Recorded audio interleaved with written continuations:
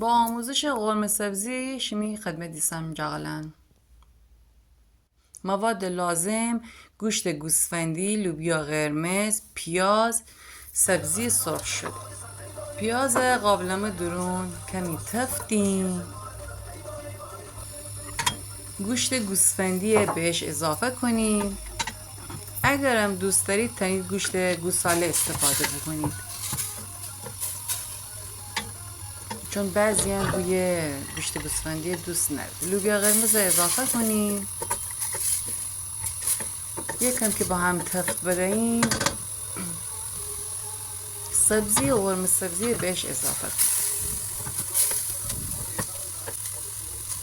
مواد خوب با هم مخلوط کنیم تا عطر بوی قرمه سبزی در بره. 3-4 لیوان آب بهش اضافه کنیم.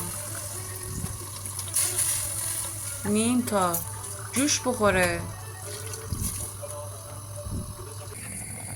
تا قرمه سبزی قشنگ جاده بفره.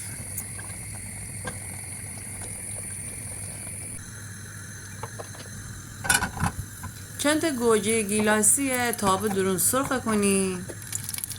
در کنار قرمه سبزی گوجه مزه کنیم. نارنج آبم گیریم، قرمه سبزی میندو کنیم که ترش مزه بابا. انم از امی قرمه سبزی چرب چیلی. نوش جان.